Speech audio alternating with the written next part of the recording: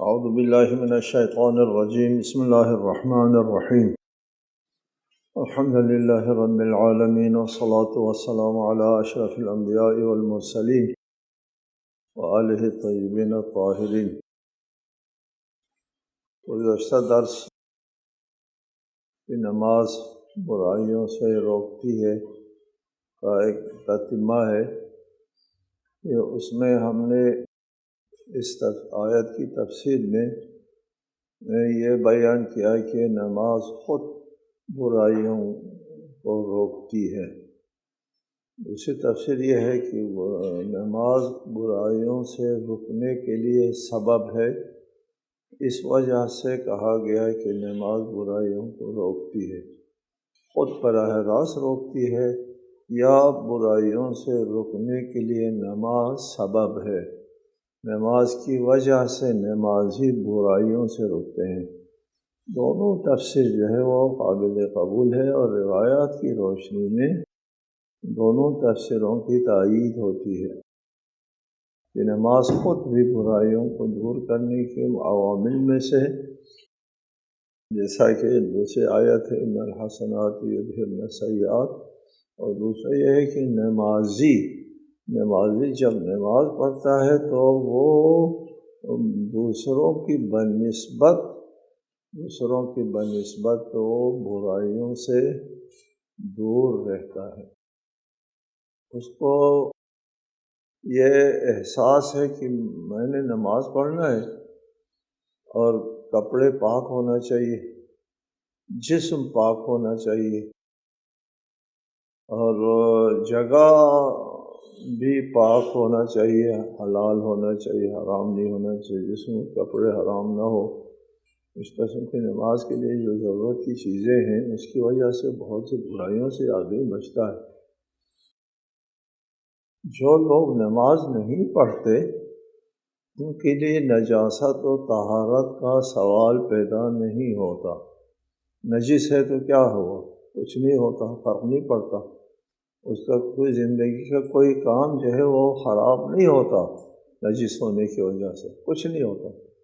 نمازی کے لیے بڑا مسئلہ بنتا ہے نجس ہونے کی وجہ سے، لہٰذا وہ نجاست سے پرہیز کرتا ہے، اور اس وجہ سے نمازی جو ہے وہ برائیوں سے دور رہتا ہے۔ نماز سبب بن جاتی ہے برائیوں سے دور رہنے کے لیے، جبکہ بے نمازی جو ہے وہ ادھر مادر آزاد ہے، اس کے لیے حلال حرام، جائز ناجائز، پاکی ناپاکی وغیرہ کا کوئی ڈر اور خوف نہیں ہے۔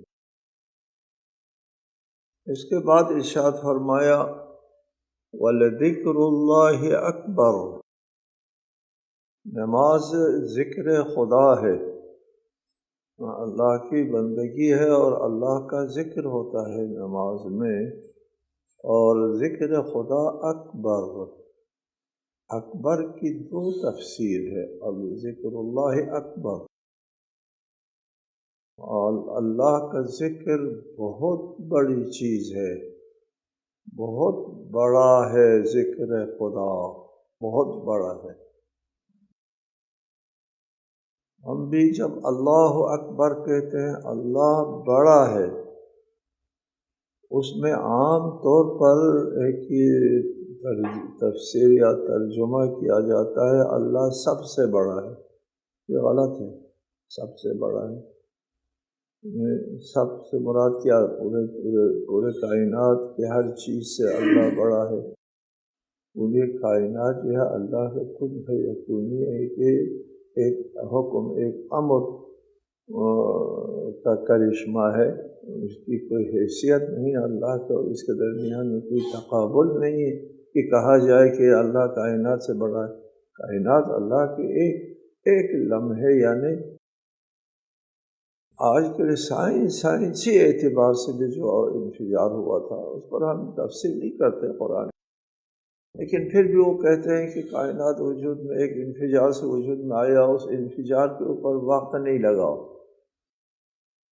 وقت کہتے تقریباً کہتے وقت نہیں لگا، کہنے کو کہتے ہیں کہ ایک سیکنڈ کے اربوئے حصے میں یہ دھماکہ ہوا، کہا وہ وقت نہیں لگا اس کے اور اللہ کے درمیان میں موازنہ کہ اللہ اس سے بڑا ہے، یہ صحیح نہیں۔ ہمارا امام علیہ السلام نے فرمایا اللہ اکبر من ان یوصف، اللہ وصف و بیان کے حد سے بڑا ہے، دائرۂ وصف و بیان میں نہیں آتا، کسی کے وہم و خیال میں نہیں آتا، کسی کی احاطۂ فکری میں نہیں آتا، ہر بات سے اللہ تعالیٰ کی بات ہے۔ ورضوان من اللہ اکبر، اللہ کی خوشنودی کے لیے بھی اکبر کہا ہے یہاں، ولذکر اللہ اکبر، اللہ کا ذکر ہے وہ بھی اکبر ہے۔ ہم کیا تفسیر کریں؟ یہاں تفسیر کریں کہ اللہ کا ذکر جو ہے باقی تمام اذکار سے بڑا ہے، اللہ کا ذکر ہر چیز سے بڑا ہے، یہ ہو سکتا ہے، لیکن بہتر یہ ہے وَلَذِكْرُ اللَّهِ أَكْبَرُ مِنْ أَنْ يُوصَفَ، تفسیر کرنا بہتر ہے۔ ذکر خدا اتنا بڑا ہے جو انسان کے وصف و بیان کے دائرے میں نہیں آتا۔ یہ انسان کی سوچ اور انسان کی فکر جو ہے وہ اس اللہ کے ذکر کی عظمت کا احاطہ نہیں کر سکتی، اور یہ بہتر ہے ہمارے نزدیک، یہ تفسیر بہتر ہے کہ اللہ کا ذکر جو ہے اتنا عظیم ہے کہ ہم انسان کے احاطۂ فکری میں نہیں آ سکتا، لہذا اکبر من ان یوصف، اس ذکر کو، ذکر خدا کو ہیچ سمجھنا، ناچیز بیان کرنا، اس کے خلاف بات کرنا۔ ایک تو ہوتا ہے کہ انسان نماز نہیں پڑھتا، وہ اس کے بارے میں کہا ہے کہ یہ سب سے بڑا گناہ ہے اور یہ جہنمی ہے بدل، اور دوسرا جو ہے اس کا انکار کرنا، اس سے کافر ہو جاتا ہے۔ ضروریات دین کہتے ہیں، دین کے مسلمات کا منکر کافر ہے سب کے نزدیک، دین کے مسلمات کا، اس کو ہم اپنی فقہی زبان میں ضروریات دین کہتے ہیں، مسلمات کو ضروریات کہتے ہیں، ضرورت بدیہی کو کہتے ہیں آپ کے مطلب میں۔ دین اسلام کے مسلمات کا منکر کافر ہے، روزے کا منکر، حج کا منکر، زکوٰۃ کا منکر اور نماز کا منکر، جو مسلمات دین ہے، اور ان مسلمات دین میں تقلید بھی نہیں ہوتی، مسلمات میں تقلید نہیں ہوتی۔ آپ کو از خود پتہ ہے نماز واجب ہے، مجتہد نے کہا ہے اس لیے واجب ہے نہیں کہہ سکتے آپ، خود پتہ ہے آپ کو نماز دین کے مسلمات میں سے ہے، اس کا منکر کافر ہے۔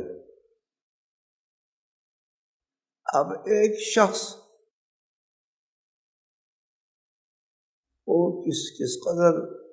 کس قدر بد نصیب ہے، ایک شخص نماز نہیں پڑھتا بلکہ نماز کے خلاف بات کرتا ہے، انا للہ و انا الیہ راجعون، صرف انکار نہیں کرتا بلکہ دلیل دیتا ہے نماز کی کوئی اہمیت نہیں ہے، انا للہ و انا الیہ راجعون۔ اس شخص کے اوپر رحم آتا ہے، کتنا بد نصیب ہے یہ شخص، کتنا بد نصیب ہے، وہ اپنے آپ کو کہاں گرا رہا ہے، کہاں اپنے آپ کو لے جا رہا ہے، اس کو احساس نہیں ہے۔ یہ شخص کیا بات کرتا ہے؟ پورے قرآن کے اول سے لے کر آخر تک قرآن کا انکار کرتا ہے، یہ شخص تمام انبیاء کے عمل کا انکار کرتا ہے، یہ شخص تمام ائمہ علیہ السلام کی کردار اور ان کی سیرت کا انکار کرتا ہے، یہ شخص تمام مسلمانوں کے کردار اور سیرت کا انکار کرتا ہے، یہ شخص تمام ادیان عالم کے مسلمے کا انکار کرتا ہے۔ بہت بدبخت ہے یہ شخص، بہت اپنے آپ کو بد نصیب بناتا ہے یہ شخص، اللہ پناہ اس قسم کے نظریات سے۔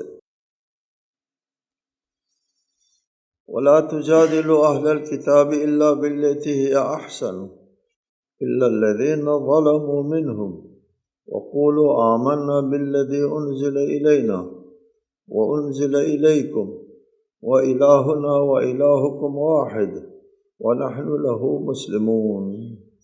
اور تم اہل کتاب سے مناظرہ نہ کرو مگر بہتر طریقے سے، سوائے ان لوگوں کے جو ان میں سے ظلم کے مرتکب ہوئے ہیں، اور کہہ دو ہم اس کتاب پر ایمان لائے ہیں جو ہماری طرف نازل کی گئی ہے، اور اس کتاب پر بھی جو تمہاری طرف نازل کی گئی ہے، اور ہمارا اور تمہارا معبود ایک ہی ہے، اور ہم اسی کے فرمان بردار ہیں، اسی ایک معبود کے۔ اس آیے کریمہ میں غیر مسلم اہل کتاب یہود اور نصارہ کے ساتھ مناظرے کے آداب بیان کیے ہیں کہ اختلافی مسائل میں اہل کتاب کے ساتھ کس طرح مناظرہ، کس طرح مباحثہ ہونا چاہیے، اسلامی آداب ہے۔ وَلَا تُجَادِلُوا، اور فرمایا ہے کہ مجادلہ نہ کرو، مباحثہ یعنی مناظرہ نہ کرو اہل کتاب یہود و نصارہ کے ساتھ، مگر بہتر پیرائی میں، بہتر انداز میں، بہتر طریقے سے، شیرین کلامی کے ساتھ، باہمی احترام متقابل متبادل، ایک دوسرے کے احترام کے لحاظ کے ساتھ، اور بہتر گفتگو کے ساتھ مناظرہ کرو۔ الا باللتی احسن، احسن طریقے سے مناظرہ کرو۔ مناظرہ کرنے کا مطلب کیا ہوتا ہے؟ دوسرے فریق کو اپنا موقف سمجھانا ہوتا ہے۔ دوسرے فریق کو آپ اپنا موقف سمجھائیں گے، پہلے اس کو اپنے آپ سے دور کر کے، متنفر کر کے، کینہ اور عداوت کو فروغ دے کر اپنی بات سمجھانا چاہتے ہیں، بیوقوفی ہے، حماقت ہے۔ قرآن ارشاد فرماتا ہے ایسا نہ کرو، دوسرے کو نزدیک کرو، اس کا احترام کرو، آداب کا خیال کرو، اچھے پیرائی میں بات کرو، اور اس کے ذہن اور ضمیر کو آمادہ کرو تمہاری بات سننے اور سمجھنے کے لیے، پھر اپنی بات کرو۔ الا باللتی ہی احسن، پہلے احسن طریقہ، احسن فضا قائم کرو، پھر اس کے بعد اپنی بات کرو۔ پہلے فریق مخالف کو آمادہ کرو، اپنے سے نزدیک کرو، پھر اس کے بعد اپنی بات کرو۔ پہلے فریق مخالف کے ذہن و ضمیر میں اپنی جگہ بناؤ، پھر اس کے بعد ادھر جاؤ۔ یہ ہے طریقہ گفتگو کرنے کا، مناظرہ کرنے کا، مباحثہ، اور فریق مخالف کو اپنی بات سمجھانے کا یہ طریقہ ہے کہ فریق مخالف کون ہے؟ اہل کتاب ہے، غیر مسلم ہے، آپ کے رسول کو نہیں مانتے، آپ کے قرآن کو نہیں مانتے، ان کے ساتھ مباحثہ کرنے کے یہ آداب ہیں۔ الا باللتی احسن، ہمارے یہاں یہ قرآنی تعلیمات کو جاؤ، اور ہم لوگ جو ہے وہ اختلافی مسائل کے اوپر بات کرتے ہیں، ہمارے مسالک ہیں، یہ ہم دیکھتے ہیں، دوسرے مسالک کو بھی دیکھتے ہیں، یہ عام طور پر نظر آتا ہے۔ آج کل یہ جو سوشل میڈیا ہے اس پر بھی ایک دوسرے کے خلاف باتیں آتی ہیں، ایک دوسرے کے اوپر جو ہے حملہ کرتے ہیں پہلے، اور پھر ناشائستہ حملہ کرتے ہیں، اور پھر اپنی بات کرنا شروع کر دیتے ہیں۔ یہ مسلمان اور مسلمان کے درمیان میں یہ صورتحال ہے۔ اس اس طرز عمل کے لیے خدا نے فرمایا ہے اہل کتاب کے ساتھ یہ طرز عمل اختیار نہ کرو، آپس میں آپ ایک دوسرے کے اختلافی مسائل میں یہ طرز بیان اختیار، طرز مناظر اختیار کرتے ہیں۔ انا للہ و انا الیہ راجعون۔ ہمارے خطابات جو ہوتے ہیں ان میں طنز و تشریح اور دوسرے کے مقدسات، دوسرے کے جو ہوتے ہیں ان کے نظریات کا نہیں احترام کیا جاتا، دوسرے کے نظریات کا احترام رکھا جاتا ہے۔ آخر وہ بھی انسان ہے، بل آزاری نہیں کرنا ہوتا۔ اہل کتاب کے ساتھ ایسا نہیں کرنا ہوتا، الا باللتی ہی احسن، وہاں احسن طریقہ اختیار کرنا ہوتا ہے۔ تو جا اپنے مسلمان اور مسلمانوں کے درمیان ایک دوسرے کے نظریات کا احترام، ایک دوسرے کے عقائد کا احترام نہیں رکھا جاتا۔ الا باللتی ہی احسن، احسن طریقہ اختیار کرو مخالف کے ساتھ، اہل کتاب کے ساتھ۔ الا الذین ظلموا منہم، سوائے ان لوگوں کے جو گالم گلوچ کرتے ہیں وہ ادھر سے، اور ان کے ساتھ جو ہے وہ مقابلہ بالمثل نہیں کرنا ہے، تو کم از کم یہ بات رد کرنا ہے کہ یہ جو ظلم کرتا ہے کہ تم یہ ناانصافی ہے، یہ زیادتی ہے کہنا، اس میں حرج نہیں۔ اس سے پہلے تو ظلم کرتا ہے، زیادتی کرتا ہے نہیں کہنا چاہیے۔ ظالم اگر ظلم کرتا ہے، زیادتی کرتا ہے، تو اس کو یہ کہنے کی اجازت ہے کہ تو ظلم کرتا ہے، زیادتی کرتا ہے، ناانصافی کرتا ہے، غیر اخلاقی بات کرتا ہے، ناشائستہ بات کرتا ہے، کہ یہ باتیں کہنا جائز ہے۔ جب وہ ناشائستہ بات کرتا ہے تو آپ کو اجازت مل جاتی ہے یہ بات کرنے کی کہ آپ ناشائستہ بات کر رہے ہیں، آپ زیادتی کر رہے ہیں، پہلے یہ بات کرنے کا حق حاصل نہیں۔ جب وہ زیادتی کرتا ہے تو پھر اس کے ساتھ زیادتی کا ذکر کرنا جائز ہے، درست ہے۔ الا الذین ظلموا منہم، من اہل الکتاب، یہ اہل کتاب کے ساتھ مناظرے کے آداب ہیں۔ وقولوا آمنا بالذی انزل الینا وانزل الیکم، اس کے بعد ارشاد فرمایا آپس میں مناظرہ کرنے کا طریقہ ہے مشترکات پر بات کرو، آپس کے مشترکات کے اوپر بات کرو، اور ان چیزوں کو سامنے لے آؤ جس کو تم بھی مانتے ہو ہم بھی مانتے ہیں، اور دونوں کے مشترکات پر بات کرنے سے وہ قریب آ جاتا ہے۔ یار ٹھیک ہے کہ جو کتاب نازل ہوئی ہم پر، تورات انجیل، اس کو مسلمان لوگ مانتے ہیں، تم یہود و نصارہ بھی مانتے ہیں اور ہم بھی مانتے ہیں اس کتاب کو، تورات انجیل کو ہم مانتے ہیں۔ البتہ مسلمان اس تورات و انجیل کو مانتے ہیں جو تحریف شدہ نہیں ہے، جس کے اوپر لوگوں نے تصرف نہیں کیا، جو اللہ تعالیٰ کی طرف سے نازل ہوئی ہے کتابیں، ان کو ہم مانتے ہیں۔ اور ہم اس کتاب کو بھی مانتے ہیں جو ہماری طرف نازل ہوئی ہے، قرآن کو، اور تمہاری کتاب کو بھی مانتے ہیں، اور ہمارے اور تمہارے معبود بھی ایک ہیں، ایک خدا کو مانتے ہو، خدا ہمارا ایک ہے۔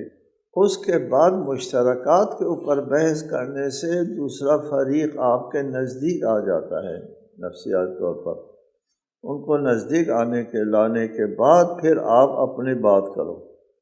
وَنَحْنُ لَهُ مُسْلِمُونَ، ہم دونوں اس ایک معبود کو تسلیم کرتے ہیں، آپ بھی مانتے ہیں، ہم بھی مانتے ہیں، اللہ کو مانتے ہیں۔ پھر اس کے بعد جب دونوں کے مشترکات سامنے آتے ہیں تو پھر آپ اس کو قریب کر چکے ہوں گے، اس کا ذہن آمادہ ہوا ہوگا، اور اس کے ذہن میں آپ کی بات کے لیے جگہ بن گئی ہوگی، وہاں پھر آپ اپنی بات کریں۔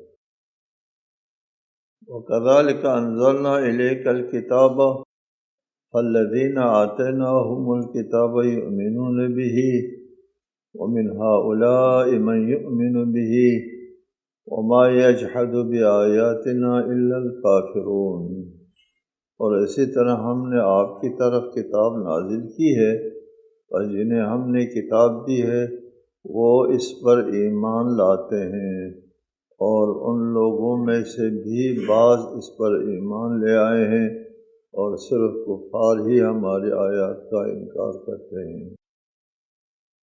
جس طرح دیگر انبیاء کے اوپر کتابیں نازل کی ہیں، ہم نے آپ پر بھی کتاب نازل کی ہے۔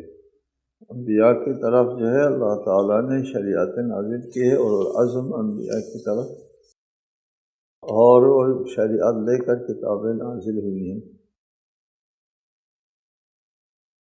فالذین آتیناہم الکتاب یؤمنون بہ، کہ جن کو ہم نے کتاب دی ہے یعنی یہود اور نصارہ، وہ اپنی کتابوں پر تو ایمان رکھتے ہی ہیں، لیکن وہ قرآن پر بھی ایمان رکھتے ہیں کچھ لوگ۔ الذین آتیناہم الکتاب یؤمنون بہ، وہ اس کتاب کے اوپر ایمان رکھتے ہیں۔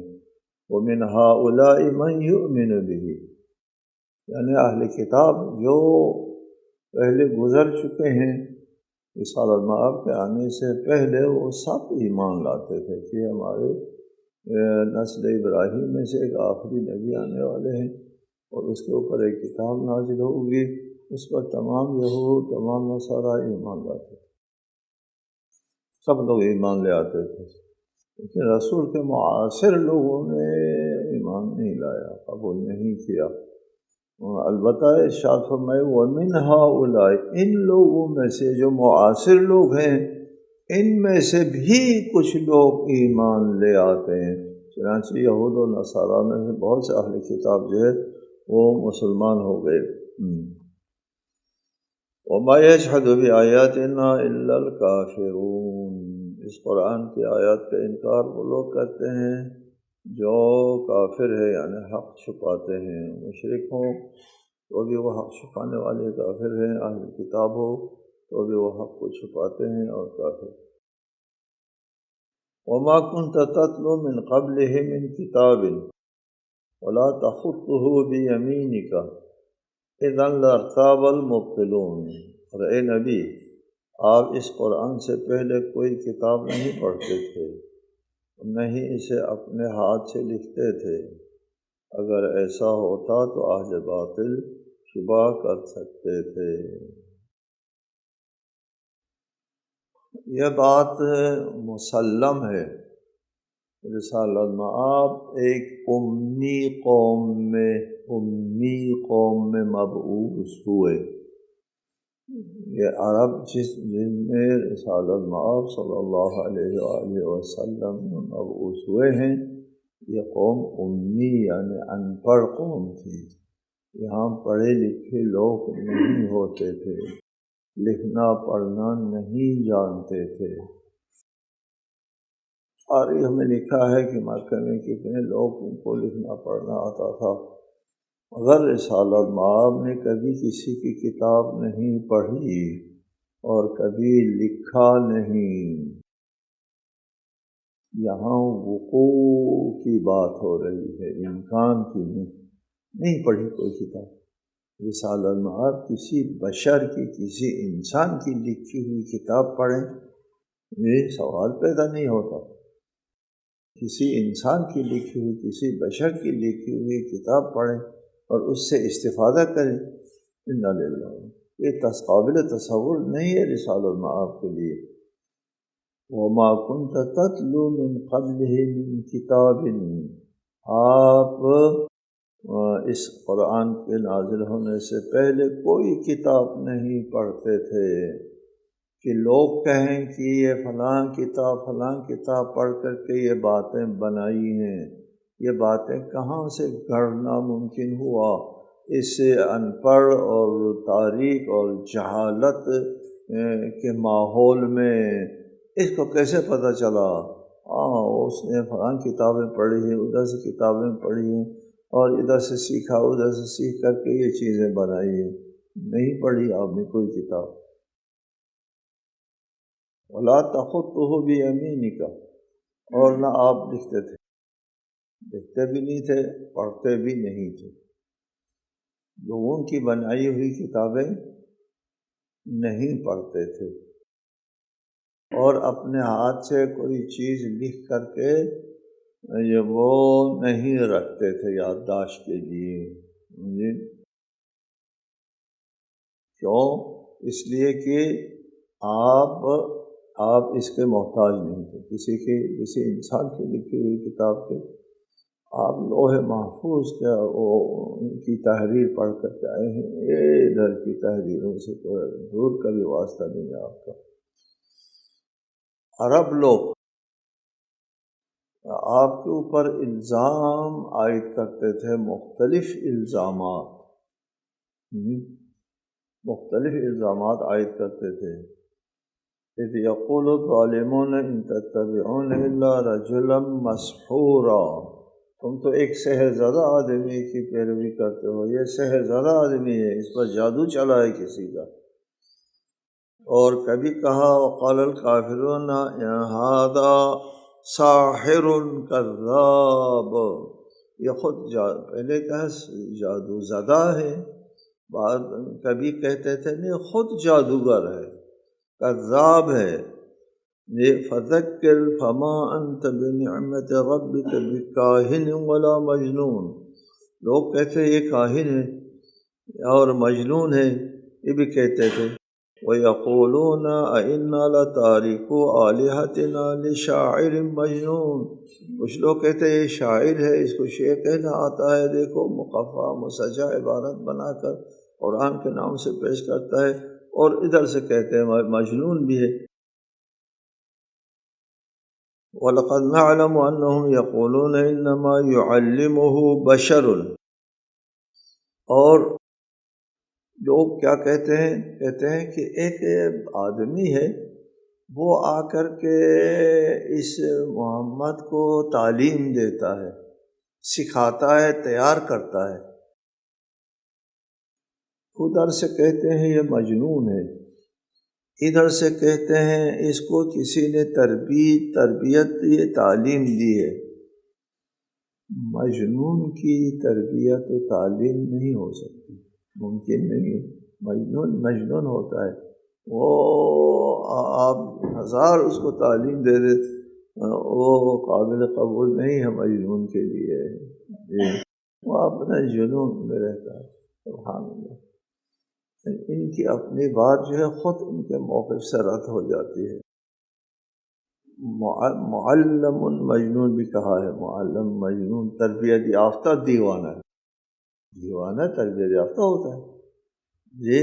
اور ادھر بھی کہا انما یعلمہ بشر، کوئی انسان اس کو تعلیم دیتا ہے اور اس طرح جو ہے وہ اپنا کلام بناتا ہے۔ اور بعض کبھی کہا کرتے تھے وقالوا اساطیر الاولین اکتتبها، یہ قدیم قوموں کی داستانیں ہیں، اکتتبها یہ لکھواتا ہے جی۔ تو فیتملی علیہ بکرۃ واصیلا، پھر صبح و شام اسے پڑھ کے سنائی جاتی ہے، وہ لکھواتا ہے، لوگوں کو لکھواتا ہے۔ اس سے یہ بات ثابت ہوتی ہے کہ رسول کریم جو ہے وہ انسانی سیاہی کے ساتھ کھینچی ہوئی لکیروں کو نہیں پڑھتے تھے، اس کی ضرورت نہیں۔ رسول کی شان اعلیٰ و ارفع ہے اس سے کہ انسانوں کی کھینچی ہوئی لکیروں کو پڑھے، اور نہ لکھنے کی ضرورت تھی۔ وہ لوح محفوظ سے مربوط جو ہے وہ علم حاصل کرتے تھے، جو کسی لکھنے اور پڑھنے کے محتاج نہیں ہے۔ السلام علیکم ورحمۃ اللہ وبرکاتہ۔